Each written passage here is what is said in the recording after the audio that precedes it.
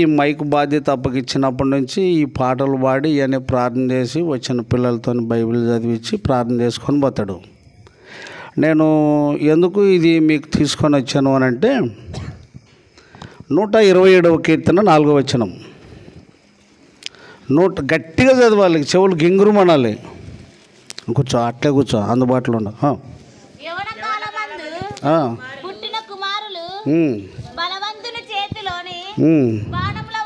నా వైపు చూడండిగా, బైబిల్ అన్నీ రాసేది చూసేది పద్ధతులు ఇడిచిపెట్టండి. నేను మా అప్పకి యవ్వన కాలంలో పుట్టినోడిని. మా అప్పకి నేను పుట్టినానంటే మా అప్పకి అలవాటైన వాళ్ళు సారు కొడుకు పుట్టినాడు అంటాను. సగం మంది సున్నికి వచ్చినారు, ఏట అవతల నుంచి మరి తుంగభద్ర అవతల నుంచి చాలామంది నాతో పంచుకున్నారు, నువ్వు పుట్టినప్పుడు మేము సున్నికి వచ్చినాము అని. పెద్దలు ఒక సామెత అంటారు, డిక్షనరీ మాటలాగా, పాయమప్పుడు సంపాదించిన రూపాయి అయినా ఉండాలి, పాయమప్పుడు పుట్టిన కొడుకన్నా ఉండాలి. అమ్మాయి నా వైపు చూడాలి. నేను ఎందుకు ఈ మాటలు చెప్పగలుగుతున్నాను అనంటే, ఇనుము మట్టిలో పెడితే తుప్పు పడుతుంది, ఇనుముని ఎంత వాడితే అంత ఉపయోగపడుతుంది. అయస్కాంతపు యొక్క లక్షణం ఏమిటి అని అంటే, యవనస్తుల జీవితము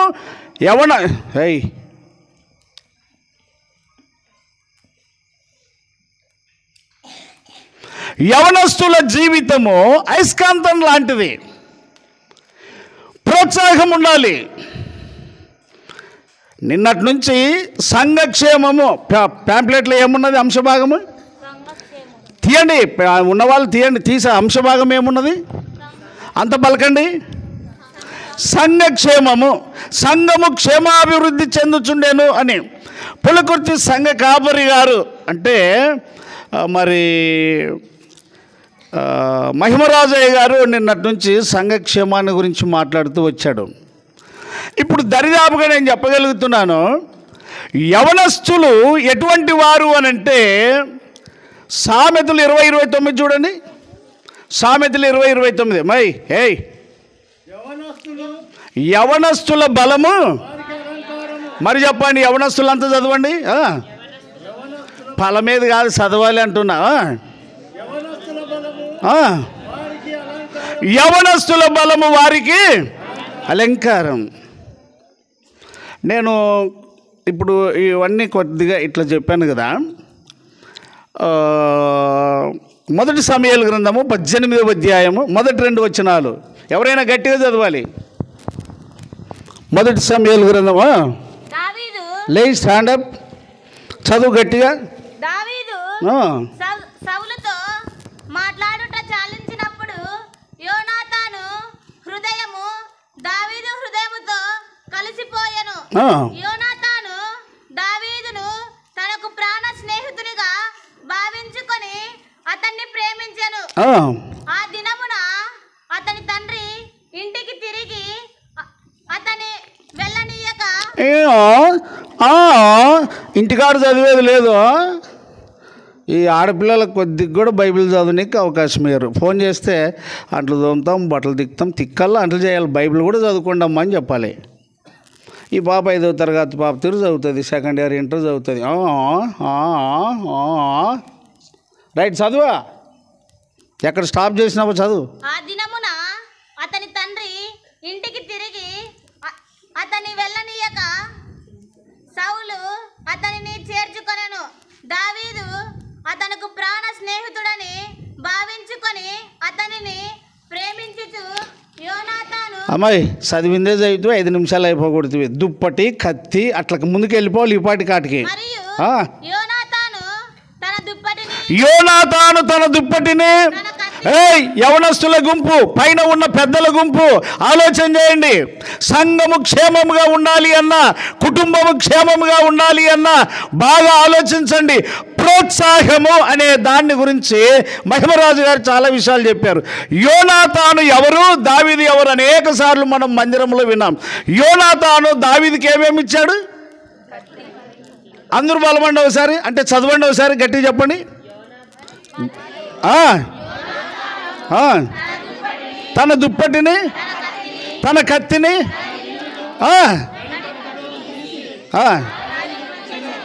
ఆగుదాం. యోనాతాను ఎవరి కుమారుడు? సౌలు కుమారుడు. సౌలు దావీదు ఇద్దరికి పొందుతుందా? దావీదు పొందబెట్టుకోవాలన్నా సౌలు పొందబెట్టుకుంటాడా? ఇలాంటి సౌళ్ళు సంఘాలలో చాలామంది ఉన్నారు. రాజ్య పరిపాలన చేయరా బాబు అని అంటే, నా కొడుకు రాజ్యం కావాలా, దావీదు బతికినంతసేపు నా కొడుకు రాజ్యం రాదు కాబట్టి నా పరిపాలన అంతా ఏమిటిది అన్నట్టు ఇప్పుడు చప్పట్లు కొట్టాలి చూడండి గట్టిగా. దావీదును చంపాలా? కొట్టు చప్పట్లు. దావీదుని చంపాలంటే చంపే వాళ్ళకి చప్పట్లు కొడతారా? చూడండి ప్రియులారా, 2 సమూయేలు 3వ అధ్యాయం 1-2 వచనాలు చదవండి. సౌలు కుటుంబీకులకును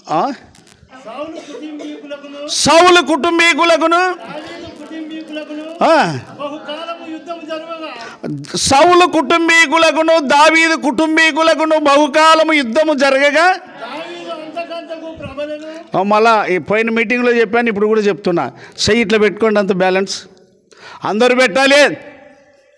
పెట్టి ఇట్లా నాకు కనబడాలి, ఇట్లా కాదు ఇట్లా పెట్టు.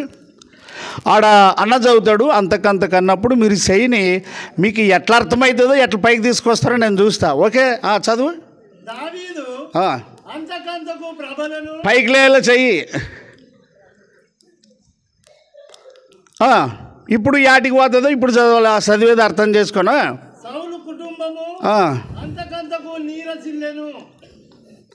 హై మేలా డౌన్ మేలా? బా, ఇంగ్లీష్ ఏం నేర్చుకున్నారా మీరు? ప్రియులారా, సౌలు దావీదును చంపాలనుకున్నప్పుడు యోనాతాను కూడా ఎవరిని చంపాలి? గట్టిగా చెప్పాలి. మీరుండండి, మీ ఊరికొద్దు, ఈ ఊరికి వస్తాను. ఇప్పుడు సౌలు దావీదును చంపాలనుకున్నప్పుడు సౌలు కుమారుడు యోనాతాను ఎవరిని చంపాలి? దావీదును చంపాలి, అవునా? రైట్. కానీ సౌలు లాంటి దుర్బుద్ధి లేదు యోనాతానుకి. యోనాతాను మనసు ఎవరితో కలిసిపోయింది? యవనస్తుల బలము వారికి ఏమై ఉన్నది? అలంకారము. సౌలును గుర్తించాడు ఎవరు? యోనాతాను తండ్రిని గుర్తించాడు. ఆ మధ్యలో ఒక చోటు ఉన్నది ఆ మాట, నా తండ్రి జనులను కష్టపెట్టిన వాడాయను అని ఉన్నది. అవన్నీ ఇప్పుడు చూపడానికి సమయం చాలదు, కానీ నేను అసలైన ఆ రూపానికి వస్తున్నాను. సహోదరుడు సలోమోన్ ఇక్కడికి రావాలి. పెద్దలారా యవనస్తులను ప్రోత్సహించండి. ఇక్కడ ఎక్కువ ఏం కనపడుతుందంటే అనండి ఒకసారి అందరూ అనాలా, బ్యాలెన్స్ మీద అనాలా. Right, okay, 1 2 3. నీ ఎవడొస్తాడో ఈ ముందరికి, నీ వద్ద నేను బురుగు తీసేసుకోలేవు, నీ దగ్గర ఉన్న జోళ్ళు తీసేసుకోలేవు. అందుకే చెప్పాను కొంగభక్తిని.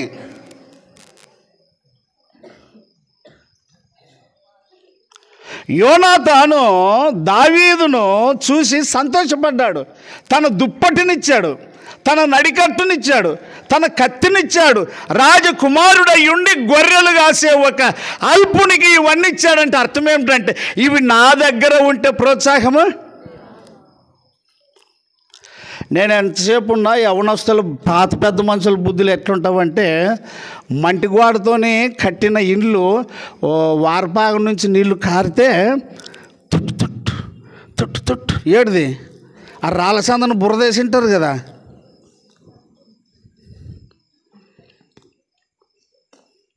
సంఘము చైతన్యముతో ముందుకు రావాలి అంటే దినాంగాన్ని పడితే కదా పేరు, మణి భర్త పేరు ఏం పేరు? ఉత్తరాజు కాదమ్మా, అది 57:15 చదువునైనా. యెషయా గ్రంథం 57:15.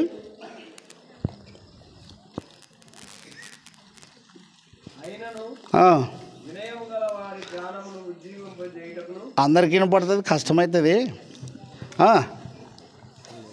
చదువు గట్టిగా. అయినను వినయము గల వారి ప్రాణమును ఉజ్జీవింపజేయుటకును. యవనస్తుల దగ్గర వినయము ఉండదని కానీ లేక అవిధేయత ఉంటుందని కానీ మీరు అనాలోచితమైన ఆలోచనలు పెట్టుకోవద్దండి. ప్రోత్సహించాలి. దేవుని యొక్క ఆత్మ ఫిలిప్పుని ఏం చెప్పింది అంటే, ఫిలిప్పు ప్లీజ్ రన్నింగ్, నపుంసకుని యొక్క రథాన్ని కలుసుకో.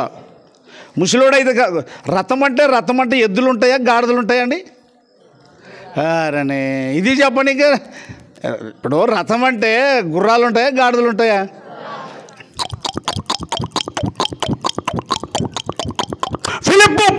రన్నింగ్. కారణం ఏమిటి అంటే దేవుని యొక్క సత్యాన్ని పరిశోధిస్తున్నాడు. యెరూషలేమునకు ఆరాధించుటకు వెళ్ళాడు కానీ తృప్తి లేదేమో, అతడు రథం పోతూ ఉంటే యెషయా గ్రంథం చదువుతూ ఉన్నాడు. దేవుని యొక్క ఆత్మ ఆయన యొక్క ఆత్మను రక్షించుటకు ఫిలిప్పును ఆడుకున్నాడు, రథముతో పాటు పరిగెత్తి కలుసుకున్నాడు. మీరు ఎక్కడికి చూస్తే తెలుస్తుంది అంటే అపోస్తల కార్యంలో చూస్తే తెలుస్తుంది. అధ్యాయం వచనం ఇప్పుడు వద్దు కానీ ప్రియులారా, నేను చెప్పగలుగుతున్నాను, దేవుని ఆత్మ ఫిలిప్పును సంధించినట్టుగా, ఫిలిప్పు ద్వారా నపుంసకుని రక్షణలోనికి నడిపించినట్టుగా యవనస్తుల విషయంలో మీరు బహు జాగ్రత్తగా ఉంటున్నారని నేను బాగా చెప్పగలుగుతున్నాను. మీరు పరిగెత్తరు, మీరు దాన్ని విసర్జించలేరు. నేను ఇంకో మాట చెప్పగలుగుతున్నానండి, మీరు కుండని ఇడిచిపెట్టలేదు, మీరు ఇంకా మూతులు మార్చేది ఇడిచిపెట్టలేదు. అహాబు ఏం ముడుచుకున్నాడండి?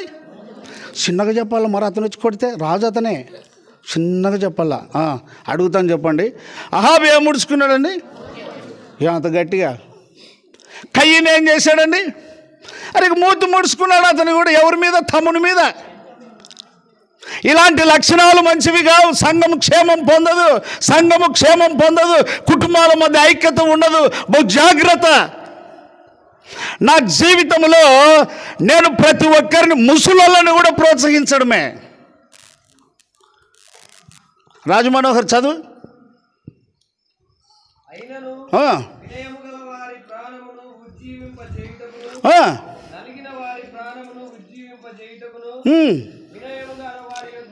వినయము గల వారి యొద్దను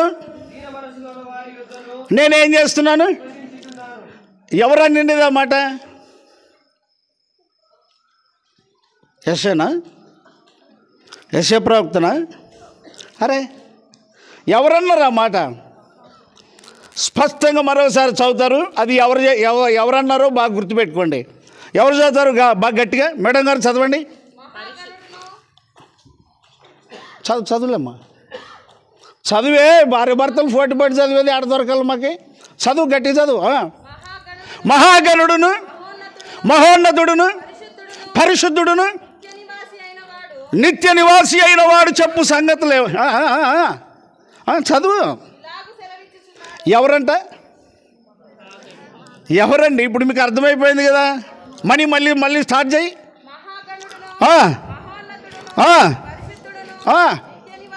పరిశుద్ధుడు ఎవరు? నిత్య నివాసి ఎవరు?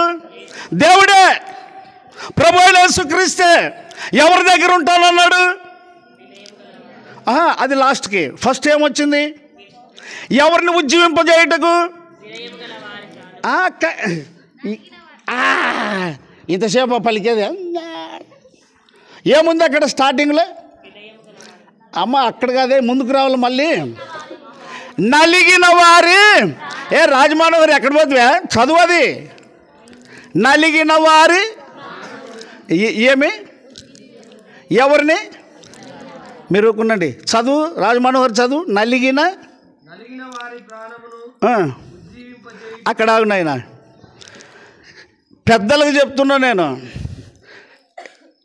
నలిగిన వాళ్ళని ఎంతమందిని ఉద్యోగంలోకి తెచ్చినారు మీరు? శానాలుగా ఏది ఉంటుంది వీళ్ళకి.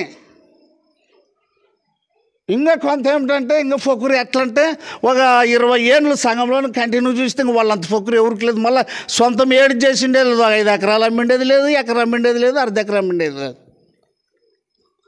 నలుగురు కలిసి నిలబడితే నలుగురు కలిసి ఉండండి అని అంటే ఇంకా ఇతని వాళ్ళకి ఇంకా ఓ అమ్మ కులిక. పరిశుద్ధుడు నిత్య నివాసిను అయిన వాడు చెప్పు సంగతులు ఏమనగా, నలిగిన వారి ప్రాణమును మీరు యవనస్తులను ఎనికి గనక పంపినారు అంటే మీ జుట్టు కాదు మీ గుండెను పట్టుకుంటాడు దేవుడు. చాలా జాగ్రత్త. పెద్దరికం అంటే ఏడదనుకున్నా? ఆడ 4 దుడ్లు పడితే దాన్ని ఏడుదేడుతో చేసేది కాదు పెద్దరికం.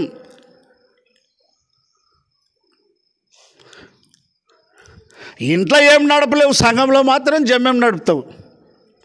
నలిగిన వారి ప్రాణమును ఉజ్జీవింపజేయుటకు. ఇంకేమన్నాడు? సెకండ్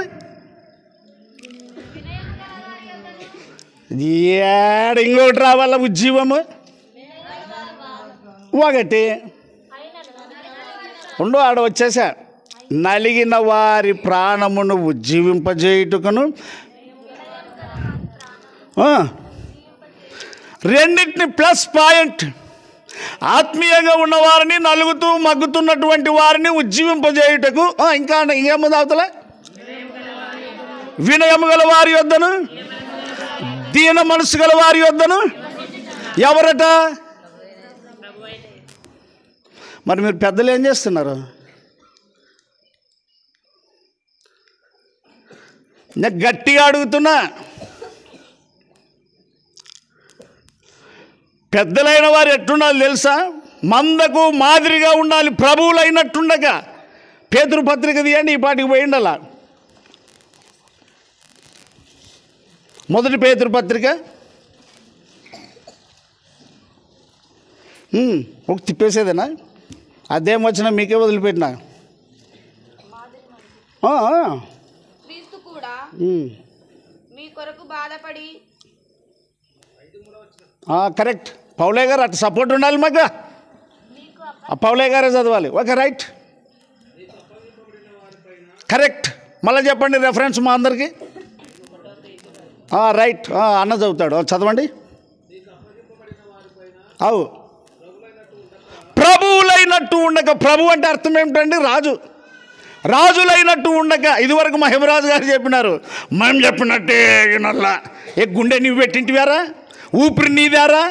ఒక మనిషిని నువ్వు చేసేవారా? నువ్వు చెప్పినట్టే వినకపోతే ఎవరు చెప్పినట్టు వినాలి? మీకు అప్పగింపబడిన వారిపైన ప్రభువులైనట్టుండక. అన్న చదువుతాడు, పౌలకి చదువు. ఎట్లుండాలి? ఇక చూడండి, సచ్చి బతుకుతున్నాను నేను, మీకు తెలదు. సచ్చి బతుకుతున్నాను నేను. సంఘం ఒకటి కాదు, నా కొంప అవుతానదే, నేను అవుతాననే సచ్చి బతుకుతున్నాను నా పిల్లలతో. మాటలు అనుకున్నావా? ఇమేజ్ కాదు, బోధ. ప్రజల మధ్య ఘనకార్యం ఉంటుందని కాదు. చాలామంది సేవకులు కూడా దండ లేకపోతే అలిగేది. చాలా ఎవడరా మీకు చెప్పినది? వారు చెప్పిన బోధను అనుసరించడం సన్మానము, వారు చెప్పిన బోధను గౌరవించడం సన్మానం. ఇదివరకు మహిమరాజు గారు చెప్పారు, నిన్నటి నుంచి దానికి లోబడి జీవించడం సన్మానం, అతనికి సంతోషం. కనుక ప్రియులారా, ఇప్పుడు ఈయన తోట తీరు మునిగిపోయినాడు మట్లోన. అంటే అవి పాటలు వాయ, బైబిల్ వాయ, దేవుడిచ్చిన తలాంతు వాయ. యవనస్తులకు మంచి మంచి తలాంతులు ఇస్తాడు దేవుడు. వారు ముందుకి కదలి రావాలి, కదలి రావాలి యవనస్తులు. విలాపవాక్యం 3:27 చూడి. ఒక్కసారి గింగురు మణితట్టు చదవండి. అయిపోయామా టైం? కూర్చోపా, 4 నిమిషాలు ఉంది ఇంకా.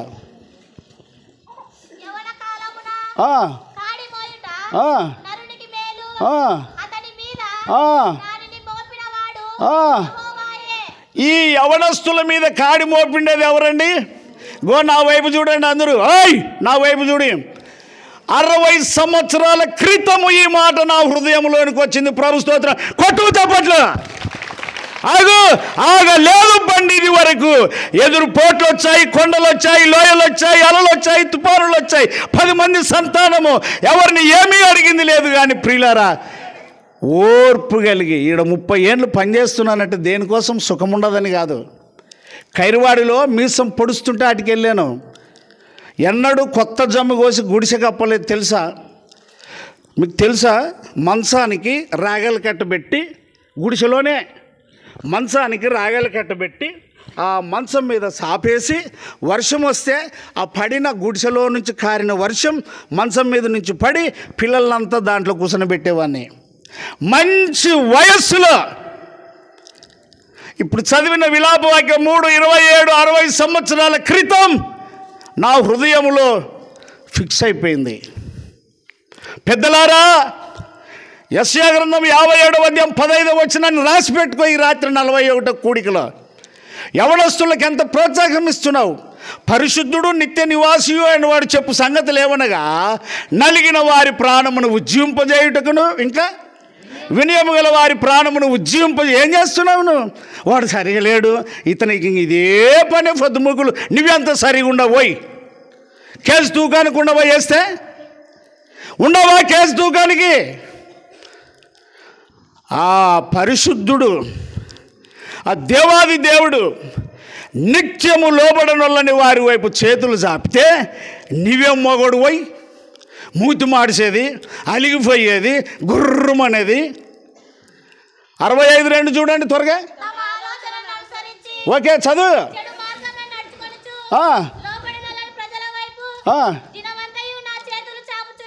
ఎవరు దానిలన్నా ఆ మాట చదివేది? దావీదు బిడ్డ. ఆ మాట ఎవరిది? అది 65:2 ఎవరిది? ఎవరు చేతులు చాపేది? నువ్వేం చేస్తున్నావు? ఇటు కొలతకు లేవు, అటు కొలత లేవు, కానీ మధ్యలో మాత్రం గంటలోనే కొట్టుకున్నట్టు లడలడలడ కొట్టుకుంటావు. భయం ఉందా నీకు అసలు?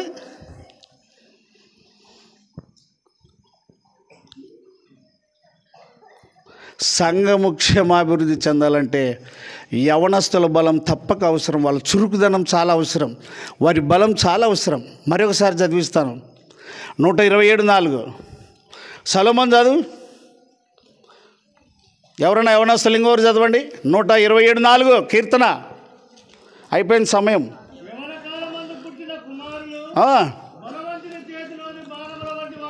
మూలకుండద్దు. పాయమప్పుడు పుట్టినోడా, మూలకుండద్దు.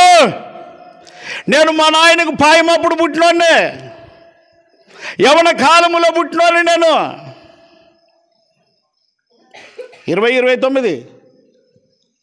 20:29 సామెతలు అప్పుడు చెప్పాను కదా. 20:29 అయ్యా. యవనస్తుల బలము వారు ఏదైనా పడితే ఇడవరండి. విలాపవాక్యం 3:27.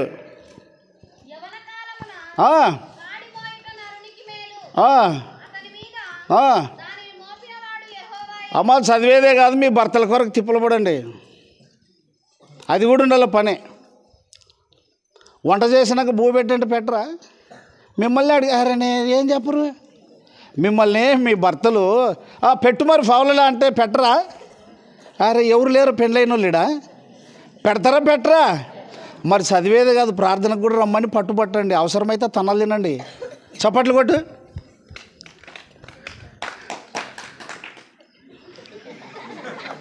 కరెక్ట్, అది నవ్వేది కాదు. ఏమేమిటికో తన్నలు తింటారంటే ప్రభు కోసం తన్నలు తినలేరా మీరు? చాలా మంచిదండి. రేపు చివరి కూడిక. నిన్న కూడా ఆశపడ్డాను బాపుల దొడ్డోళ్ళు వస్తారని, వాళ్ళ సంఘ కాపరి వస్తాడని. ఈరోజు పోల్కల్ సంఘం నుండి కాపరి వాళ్ళ సంఘస్థులు కొందరైనా వస్తారని. మరి ప్రభు చిత్తం.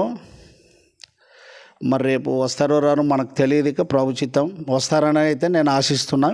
కాబట్టి సంఘము క్షేమం ఉండాలి అంటే ఇదివరకు బర్నబాని గురించి కదా, పేతురుని గురించి, తబితాను గురించి ఇట్లా చెప్పుకొచ్చాడు.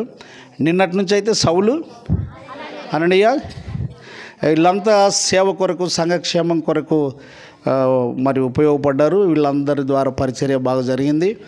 మరి అయ్యగారు భారం కలిగి తన శక్తి కొలది అరిసి బాగా చెప్పాడు.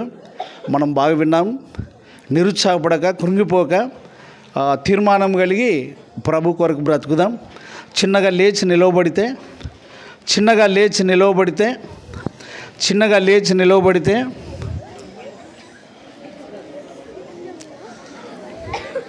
ముందుగా సైలెంట్ ప్రార్థన. ముందుగా పౌలయ్య గారు వస్తారు, ప్రార్థన చేస్తారు. తర్వాత బోయోజు గారు ప్రార్థన. ప్రేమ కలిగిన మా దేవా, జీవం కలిగిన మా తండ్రి, నీ పాదముల కొద్దినాలు స్తోత్రం చెల్లిస్తున్నాం. గత కొద్ది నెలలుగా ప్రార్థించిన రీతిగా ప్రభా 13, 14, 15 తారీఖులో ఈ కూడికల కొరకు మేము ఏర్పాటై ప్రభా మీ సన్నిధిలో చేరాం. మొదటి దినము మీరు మాతో మాట్లాడుతారు, మీ కొద్దినాలు. మరి రెండవ దినం ప్రభా మరలా మీరు మాతో మాట్లాడినందుకు కొద్దినాలు స్తోత్రం చెల్లిస్తున్నాం. బర్నబాను గురించి మాట్లాడారు, తబితాను పేతుని గురించి మాట్లాడారు. సౌలు పౌలుగా మారినాడు. మరి అననీయ గురించి మీరు మాట్లాడుతూ వచ్చారు. అననీయ అని పిలిచినప్పుడు ప్రభా నేను ఉన్నానన్ను తను మాట్లాడుతూ వచ్చాడు. మరి ప్రభా బర్నబాని గురించి మాట్లాడుతూ వచ్చారు. హెచ్చరిక పుత్రుడిగా, ఆదరణ పుత్రుడిగా మా ప్రభా ఇక్కడ మాకందరికీ కనిపించాడు. కనుక మా జీవితంలో కూడా మరి ప్రభా సౌలు వలె మారిన పౌలుగా జీవించుటకు, అననీయ వలె మీరు పిలిచినప్పుడు ప్రభా నేనున్నానని మీకు మొరపెట్టినప్పుడు, మీరు పిలిచినప్పుడు నేనున్నానని మాట మా ద్వారా వినినప్పుడు ప్రభా మరి బర్నబాస్ వలె మరి అందరిని ఆదరించేవారుగా, హక్కును చేర్చుకునేవారుగా, హెచ్చరించేవారుగా మేము ఉన్నట్లు ఈ అంత దినంలో మమ్మల్ని తీర్చిదిద్దమనికై మీకు వందనాలు స్తోత్రం చెల్లిస్తున్నాం. రేపటి చివరి కోడిక మరి ఆ కోడికలు కూడా మాతో మాట్లాడండి ప్రభా. అంత దినంలో మరి యోవేలు ప్రవక్త ద్వారా మీరు సెలవిచ్చినట్టు యవన బిడ్డలు అనేక మంది ఇక్కడ చేరారు. మరి నీ ఆత్మ చేత వారిని నింపండి, వారి మీద మీ కాటు మోపి వారిని మీ శిష్యులుగా, మీ సేవకులుగా తీర్చిద్దామని సన్నిలో ప్రార్థన చేస్తున్నాం. మరలా ఇప్పుడు ప్రభా సంఘం అంతటికి భోజనం ఏర్పాటు చేశారు. మరి అందరూ కలిసి మరి తినటకు ఒక శరీరంగా మమ్మల్ని ఉండటకు మీరు పిలిచారు కనుక అందరూ ఐక్యత కలిగి భోజనంలో మరి పాలు పొందుటకు మీరు కృప చూపించమని, ఇంతవరకు మాకు తోడుగా ఉండి మమ్మల్ని నడిపించినందుకు వందనం చెల్లిస్తున్నాం. విత్తబడిన వాక్యము నీరుగట్టి ఫలింపజేయండి. మా హృదయంలో వాటిని అన్వయించుకొని ఈ యాత్ర జీవితంలో చివరి దినాల్లో మీ కొరకు నమ్మకమైన బిడ్డలుగా, ఆత్మఫలములు పొందిన వారుగా జీవించినట్టు మీరు కృప చూపించమని నజరేయుడైన యేసు నామమున ప్రార్థించి అందరు చెప్పండి తండ్రి. ఆమేన్. బోయజు గారు ప్రార్థన. పరిశుద్ధుడైన మా దేవ, నమ్మదగిన తండ్రి, మీకు స్తోత్రాలు, మీకు వందనాలు. మహిమరాజు గారు ఆశీర్వాదం సెలవు కీర్తన అయిన తర్వాత 2 దినములు నా ప్రభువా, నా దేవ, సంఘ క్షేమాభివృద్ధి కొరకైనటువంటి నా తండ్రి అమూల్యమైనటువంటి సత్యవాక్యముల ద్వారా నా ప్రభువా నువ్వు మాట్లాడిన విధానం బట్టి మీకు స్తోత్రాలు, మీకు వందనాలు. సంఘములో నా తండ్రి ఎలాంటి వారు ఉంటే క్షేమాభివృద్ధి పొందుతుందో నా తండ్రి, నా ప్రభువా, నా దేవా, నీ యొక్క భక్తులను నా తండ్రి బయలుపరిచి నా ప్రభువా నీ దాసుని వాడుకున్న విధానం బట్టి మీకు స్తోత్రాలు, మీకు వందనాలు. ఇదిగో నిత్యమును నా తండ్రి స్తుతి, ఘనత, మహిమ, ప్రభావములను పొందుకునుచున్న మా దేవా మీకు స్తోత్రాలు, మీకు వందనాలు. అయా నీ మాటలు హృదయంలో భద్రపరుచుకొని వారు ఆత్మీయంగా ఎదుగులాగున నా తండ్రి ప్రతి బిడ్డ కూడా సిద్ధపడలాగున కృప చూపండి, సహాయం చేయండి. నా దేవా మీకు స్తోత్రాలు, మీకు వందనాలు. 2 దినముల పరిచర్యను సంఘము నా తండ్రి అయా ఏర్పాటు చేసి ఉండగా మీ మహిమార్థమై జరిగించుకున్న విధానమును బట్టి మీకు స్తోత్రాలు, మీకు వందనాలు. ఇదిగో నా తండ్రి రేపటి దినము నా తండ్రి పరిచర్యను మీరు జ్ఞాపకం చేసుకునండి. రేపటి దిన పరిచర్యలో అయా నా తండ్రి నీ దాసులను కూడా మీరు జ్ఞాపకం చేసుకునండి.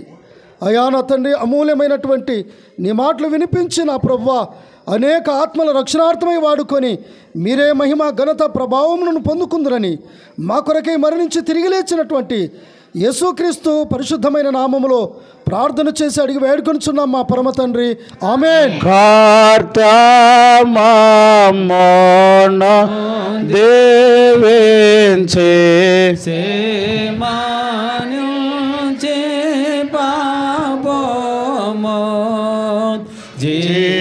జీవాహార వార్తానిచే మామోను పోషించుము యేసు నిన్ను వేడుకొని